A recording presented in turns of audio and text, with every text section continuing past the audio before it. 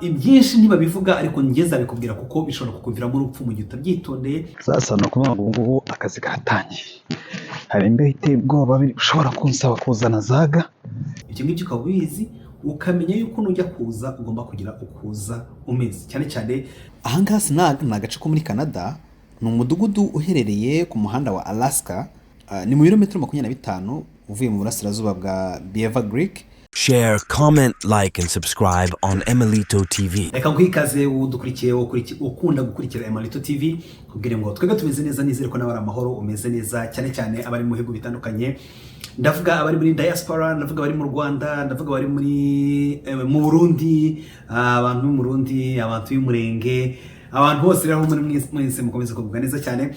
Of course ni YouTube channel yazigiye kugira ngo kugezeho amakuru amwe namwe ubutazi, cyane cyane muri bihugu dutuye mu bya diaspora, umenye byinshi. Ariko uyu munsi ntakubeshye, ibi ngibi byo ni ibintu byo kwitondera cyane ku buzima bw'abantu, bishobora kukuviramo urupfu mu gihe utabyitondeye.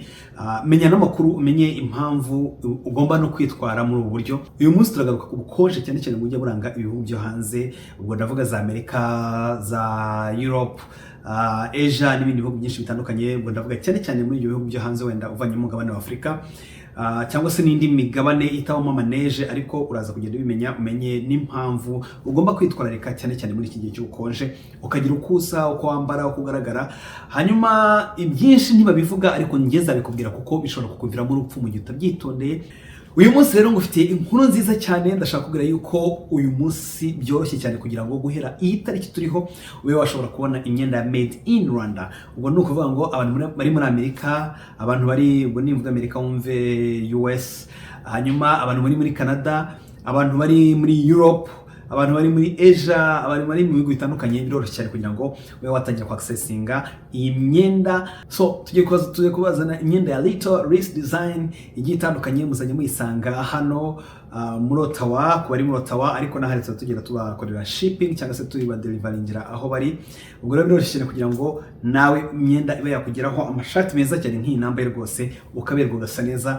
Nabwo ngo ntacyo tutazagukorera. YouTube channel yazigihe abantu bari bafite ikibazo cyo kuvuga ngo imyenda tuzayambara gute, ko buri gihe bigomba kuba bisaba ko turi mu Rwanda. Hanyuma n'abari mu Rwanda murabizi ni muri Silverback Mall muri ground floor aho ngaho rwose muri Little Wrist Design, ubundi ukambara ukaberwa cyane. So tudutsinze, reka maze nkwereke hanze ukuntu hasa. Ndashaka kugira ngo mbwire amakuru menshi agiye atandukanye y'ubuzima bugiye buba muri bino bihugu byo hanze, ariko by'umwihariko ndashaka ngo nkubwire yuko hari igihe igihugu gishobora kugira ikibazo ku buryo bashobora kugira abantu bose ngo bagume mu nzu. Ibyo ngibyo ukaba ubizi, ukamenya yuko nujya kuza ugomba kugira ukuza umeze, cyane cyane mu gihe cy'ubukonje, kuko mu gihe cy'ubukonje rwose abantu baranapfa. Nyango murabizi, inkuru zirakorwa nyinshi zitandukanye zerekana ubu buzima. Uyu munsi rero byagaragaye ko hakonje ku kigero kiri munsi ya 14, ubwo ni -14. Bigaragara yuko rero ari bukonje buteye bwa ku buryo no gusohoka hanze bari ikibazo, ntihandi usuka amazi nyuma y'umunota umwe gusa ugasanga abaye barafu.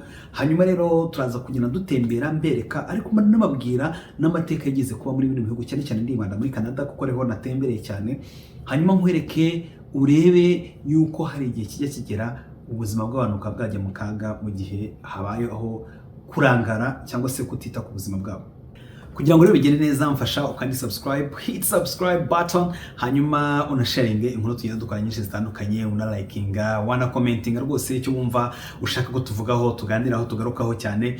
Byose tuba duhari kugira ngo tugushimishe kandi tuguhereze content wifuza, cyane yuko uzajya ubona ibintu byinshi bigiye bitandukanye. Ubu turifuza kugira ngo ducreating channel isobanutse, ishoboka kandi itanga opportunities zitandukanye cyangwa se amahirwe atandukanye ku bantu bari mu gihugu, cyane cyane bari muri Afrika n'abadiaspora bari naha. Ubwo ndavuga Abanyarwanda, Abarundi, Abanyamurenge, abantu benshi batandukanye bumva ururimi turimo kuvuga, kugira ngo bigende neza cyane. Hanyuma nabwiye ko tuzajya tugenda duhindura n'indimi, rimwe tuzajya dukora ibiganiro by'Icyongereza, Igifaransa, Igiswahili, byose ni ukugira ngo tubahereze icyo bita full content. Usiende mbali, Emmalito is my name.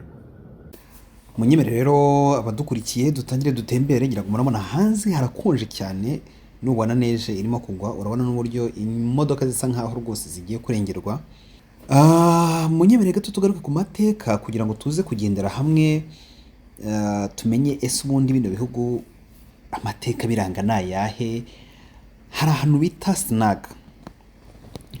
Ahangaha Snag ni agace ko muri Canada, ni umudugudu uherereye ku muhanda wa Alaska, ni mu birometero 25 uvuye mu burasirazuba bwa Beaver Creek. Ahangaha ni muri Yukon, ngo ni muri Canada. Hanyuma byari ku itariki 3 z'ukwezi kwa kabiri mu 1947. Bakavuga yuko kano gace ka Snag kaguyemo neje itoroshye, hakaba n'ubukonje buri munsi ya 63. Ubwo urumva byonyine turebye kuri bino bihugu byacu byo muri Afurika, iyo byakonja kenshi usanga byabaye 2, 4, 5, ariko ahangaha byari munsi ya 63. Urumva rero yuko byonyine usohotse gatoya amasegonda gahe waba amaze kwikubita hasi uba bitifubise, kuko n'ubukonje nageranye n'urupfu ubwarwo bitewe n'ukuntu buba bumeze, ntago ari ubukonje wahagararamo. Reka turebere hamwe ku bihugu bigera nko ku 10 bishobora kuba bikonje cyane kuri isi dutuye. Ku mwanya wa mbere hazaho Canada, ku mwanya wa kabiri hakazaho Uburusiya, ku mwanya wa gatatu hakazaho igihugu cya Mongolia, ku mwanya wa kane hakazaho igihugu cya Norway, ku mwanya wa gatanu haza icyo bita Kyrgyzstan, ku mwanya wa gatandatu hakaza Finland, ku mwanya wa karindwi hakaza icyo bita Iceland, ku mwanya wa 8 hakaza icyo bita Tajikistan, ku mwanya wa 9 hakazaho Sweden cyangwa Sweden, hanyuma ku mwanya wa 10 ari nawo wanyuma kuri urwo rutonde bahirwe ibihugu bikonje cyane ku isi hakazaho igihugu cya Estonia cyangwa se Estonia. Ibyo rero nibyo bihugu nakubwira bikonja cyane cyane kuri iyi si dutuye. Gusa reka ngaruke gatoya ku bantu wenda bajya bibaza bati ese ubundi Canada ni igihugu kimeze gute? Abantu wenda baba bafite nk'amatsiko yo kumenya Canada by'umwihariko, ariko tuzagenda tubirema nk'uko nabibabwiye, nk'uko nabibasezeranyije. Nzagenda mbereka ahantu henshi hatandukanye, ibihugu bitandukanye, tugenda tunabisura, tunareba n'ubuzima bwabyo, ese kubera iki, ese n'aya mahirwe bifite mu buzima byatuma wenda wumva nawe ushaka kujya muri ibyo bihugu. Wenda ndebye gato kuri Canada igizwe n'intara zitari nkeya, nubwo wenda abantu bazi wenda intara ya Ontario na Quebec cyane nibyo bizwi, ariko ubwo nimvuga Ontario wumve yuko irimo Toronto, irimo Ottawa, za Quebec, hari za Manitoba, Alberta, ni nyinshi cyane, Yukon, za British Columbia. Ngira ngo nakoze akantu gato kugira ngo nkabereka aho ngaho murakomeza muzireba. Iyo rero niyo bita Canada, akaba ari nacyo gihugu cya kabiri ku isi kinini nyuma ya Russia cyangwa se y'Uburusiya. Ni igihugu ukuntu nawe bigaragara, ni igihugu navuga ngo gifite amazi menshi hagati ya province n'indi. Haba harimo amazi muri province ubwayo, harimo amazi agiye atandukanye. Abantu bazi siyanse bazi n'ibyayo byinshi, kugira ngo umugabane ubaho habayeho kwisatura kw'isi. Kubyo rero twigishijwe muri siyanse nibyo twabwiwe akenshi, murabizi twiga ku bantu bize wenda ku gihe cyanjye cyangwa se bize imbere bize kera. Murabizi yuko batubwiraga yuko habaho imigabane 5 ku isi, ariko siyanse tubwira neza yuko hari imigabane 7. Kazi nkwereka akantu nukareba neza, hari Europe, hakaba Africa, hakaba Asia, hakaba Australia, hakaba undi mugabane bita Antarctica, hakaba South America, hakaba na North America. Iyi migabane wenda yo hejuru myinshi mushobora kuba muyizi cyane, ariko uyu mugabane wo hasi abantu ntago bawuzi. Abenshi bazi yuko nyuma ya South Africa cyangwa se munsi ya South Africa nta wundi mugabane uriho.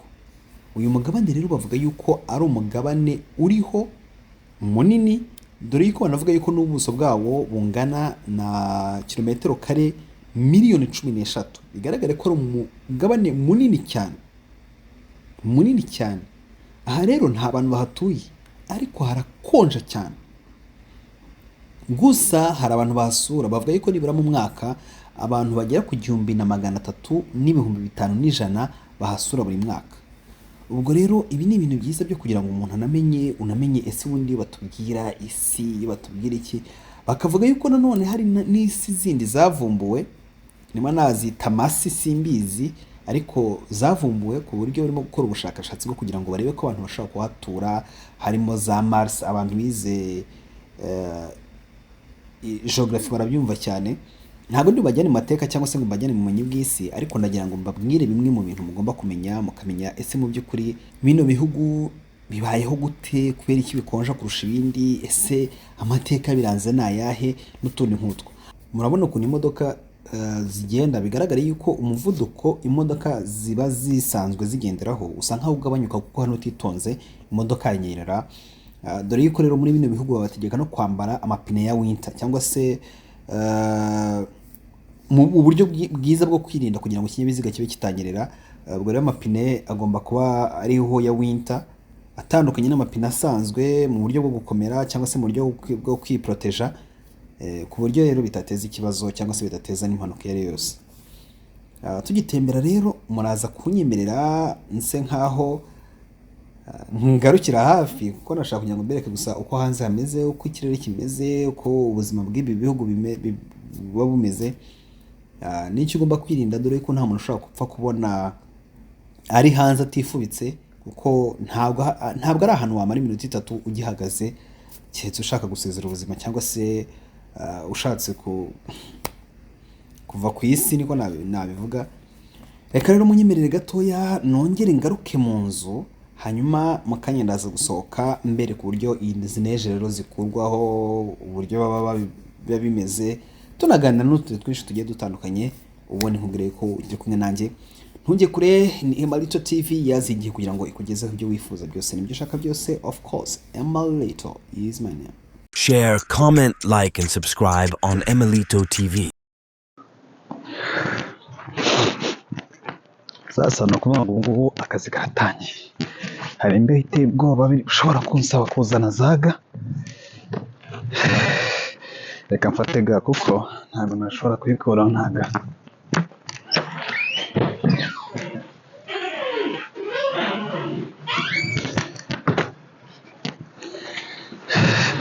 Ubu gazi ziramfasha kugira ngo imbeho nibura igabanyukemo gakeya. Ubundi abantu rero mumenye, mahanga mayakundira byinshi, ariko hari n'ibibi byayo. Ese ko kaneje atari kabida, keretse kugakuraho akazi niko gateye ubwoba, ariko ibindi byo nta kibazo. Hano arabashobora kwibaza ngo iyi ni barafu. Iyi ntabwo ari barafu, nayo imeze nk'ifu. Ni ifu ariko ikonje, niko nabivuga. Ubu rero hari n'ikindi kintu cyabaye, abazungu bakunda neje ku gihe cya Noheli, ariko ntabwo byigeze bikunda, kuko kuri Noheli ntabwo yigeze igwa. Ntabwo murabibona. Ubu ni ukuvuga ngo hano bijya biba ikibazo y'imodoka zirimo kugenda mu muhanda. Akenshi iyo hari bugwe neje nyinshi, basaba abanyeshuri gusiba. Usanga ibigo by'amashuri byafunze kubera yuko hari ubwo bigorana kugira ngo abana babe kwiga mu gihe cya neje nyinshi cyane. Harakonje cyane. Ubwo nindangiza kubona inzira, ndabona n'imodoka yagize ikibazo isa nkaho yari igise, ndategeranya nyanagure kugira ngo umuntu abe yashobora kujya ku kazi ameze neza. Hano rero sasa ibi ngibi ari nko mu Rwanda ngo mwaba mufite abakozi cyangwa meza, ni Burundi n'ahandi hose ibihugu bya Afurika byinshi biba bifite abakozi. Hano ugomba kubyimenyera, ugomba kuvuga uti kama mbaya ndayikuriraho. Ariko shamwe abantu uhava umugongo wacitse ndakanyagwa. Hari imbeho iteye ubwoba. Okay. Hanyuma hari abantu bajya bakunda kumbaza ibibazo byinshi, nyamuneka mbisubiremo. Channel ni ukugira ngo mbereke tugire amakuru amwe tugenda tubahereza ko muzajya mubona n'ibiganiro bimwe byo mu Rwanda ni YouTube channel nk'izindi. Ntabwo ari channel izana abantu mu mahanga, ariko tuzajya tugenda tubabwira icyo rero mwashaka kubaza ushobora kukibaza aho ngaho, ariko tuzareba n'uburyo twakira abantu bakora kano kazi, babe baduha amakuru atandukanye, babe batubwira uko bigenda, ariko nanone turebe n'uburyo twalinkinga business zimwe zo muri Afurika, abadiyesipora bamenye amahirwe ari muri Afurika mu bihugu basize, wenda bamwe baba bamaze n'igihe, ariko n'abari muri ibyo bihugu bamenye amahirwe ari muri abadiyesipora bafite. Ni uguhanahana amakuru, niyo main target. Nihangane ndabasakuriza kuko ndimo ndakora ibi ngibi, ndimo no kugira no gukuraho neje, ndimo ndakora ikiganiro ndimo no gukuraho neje. Nihangane, ariko birasa nkaho noneho hagiye kugwa imvura kuko ikirere kirasa nkaho gihinditsemo ukuntu.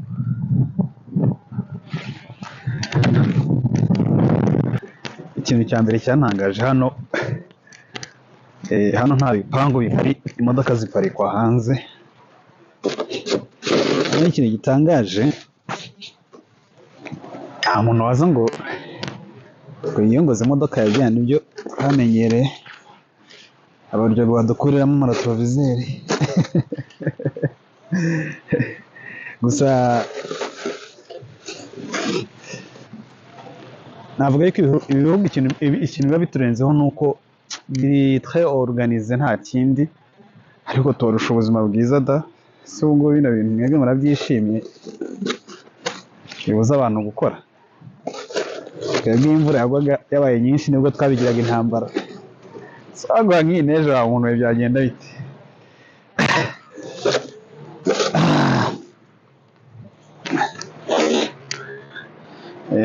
Gusa ikindi kintu nabwira wenda abantu, rimwe na rimwe njya nkunda kuvuga ibintu ariko nkavuga umuntu yabyikiramo irihe somo. Twakwiga ikintu kijyanye no kumenya ngo ni iki kintu nakwigira kuri bino bihugu, cyane cyane ibyateye imbere. Mu makuru nashoboye kubona cyangwa se nanjye ubwanjye nikoreye nishakiye, bazi gukora, bazi gushaka ubuzima, bazi icyo bashaka. Nta igihe cyo gukora n'icyo gukora, niyo mpamvu rimwe na rimwe uhamagara umuntu ugasanga buri gihe ari busy, ariko twebwe buri no mu kazi ugasanga witabye telefone urimo no gutanga serivisi. Nyamuneka tujye tureba icyo twakwigira ku bandi, nkuko nabo wenda bafite ibyo batwigiraho, kuko nabo hari akantu njya ndeba nkabona turakabarusha, akantu kajyanye n'umuco rwose. Sizirangita umuco, akantu kajyanye no akantu kajyanye n'ubumuntu, kubana, kwiyubaha, navuga ngo kumenya kubanira abantu, ntabwo bari ibintu kabisa byabo. Ariko mu kanya ndaje skating, hari ahantu ndimo kubona abantu barimo guskatinga, ariko banza atari bya buri wese aza kwerekana video hano nikubise hasi nasebye. Kugira ngo murabona akazi karanga ntago ari akazi koroshye. So kubona bajya commentinga batubaza utuntu twinshi dutandukanye, batubaza ku bijyanye na opportunities ziri aha ngaha. Yewe iyo kubera gukunda akazi, banumva yuko byaba byiza gutekereje opportunities ziduteza imbere, zituma dushaka amafaranga, zituma dushaka kubaho, ariko nanone tukamenya ko naho turi twabikora, ahubwo ari amakuru make tuba dufite. Nk'ubu ngubu hari abantu maze kuganira nabo bakora business naho, ariko bahora supplier, abantu babahereza imari. Ugasanga umuntu afite imyenda mu Rwanda, akora imyenda cyangwa se akora ibiribwa, hano hari ibintu byinshi byo kurya, amafu ku bantu b'ama supermarket barayakenera, bakenera ndavuga cyane cyane ba rwiyemezamirimo, utuntu twinshi dutandukanye, ariko bashaka ibiryo by'abanyafurika bakabibura, sinzi impamvu.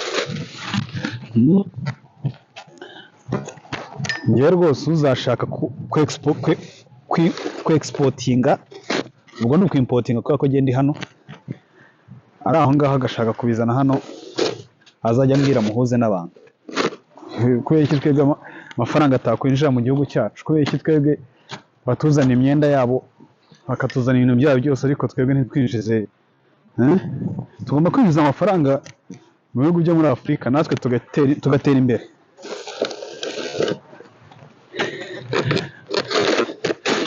Leta idukangurira kwikorera, mutekereze what can we do.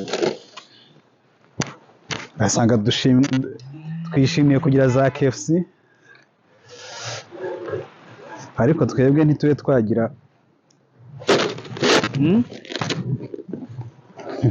nka Litorisi, kampani y'imyenda ya mbere mu Rwanda, akaba ariyo iba kampani ya mbere ku isi.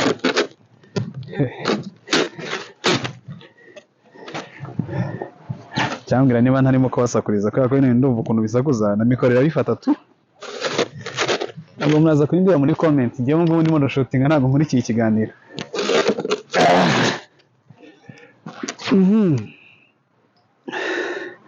Hano hantu havana umugongo.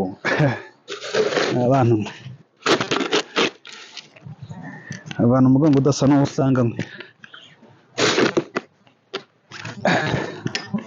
So ntabwo biba byoroshye rero, hari igihe gifatana kikaba cyabaye nka barafu. Mu ndayibona bimwe birimo birasa nkaho binkomerera.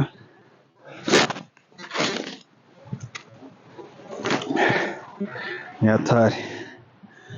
Ubu ni ukuvuga ngo murebye neza, ni ukuvuga ngo neje yaguye ishobora kuba ingana no mu ivi hanjye cyangwa iharenze. Katurebe mu ivi neza. Ubwo rero mushobora kwibaza, haramutse haguye indi nijoro, ushobora gusanga yageze nko ku gituza.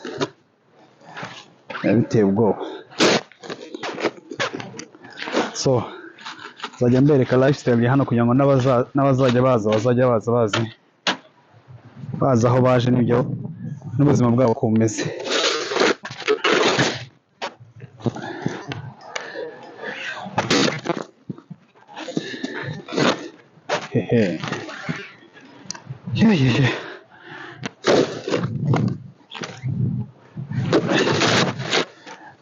Hano hantu nigira Gilbert wanjye wamfashije.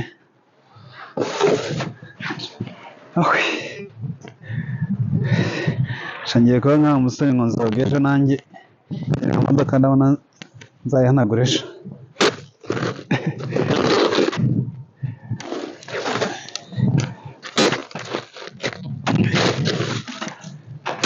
Hano hari icyabaye barafu giteye ubwoba.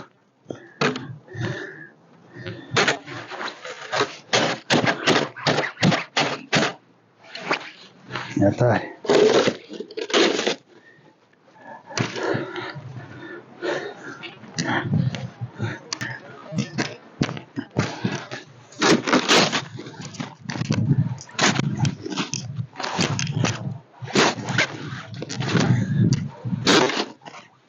Medawe akandi kantu gatangaje, hano ngubu ni mu masaa 9:00 ariko bugiye kwira.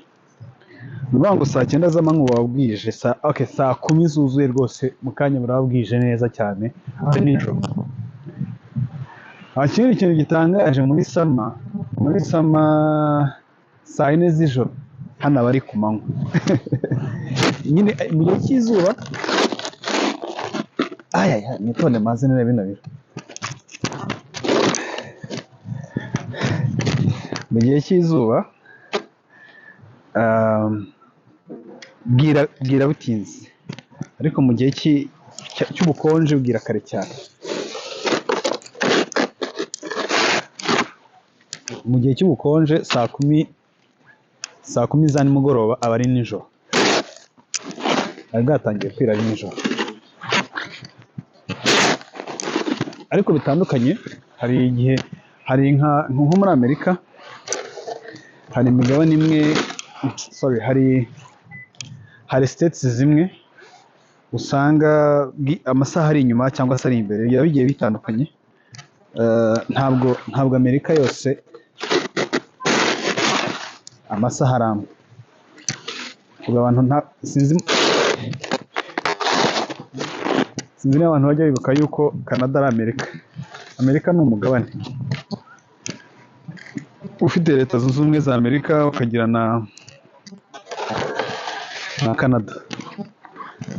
Ubwo rero iyi niyo bita North America cyangwa se Amerika y'Amajyaruguru.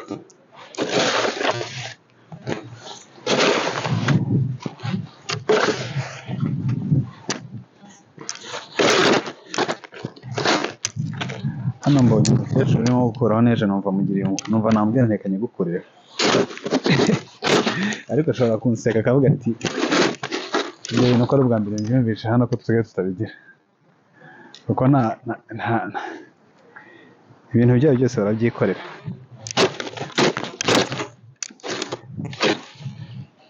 Ndakimennye ndakanyagwa yewe ndakimennye, nta kundi no kugura ikindi.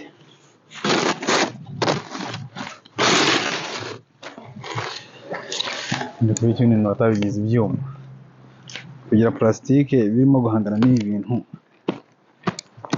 Kino kuguru kwanjye kunaniye plastique yagishobora.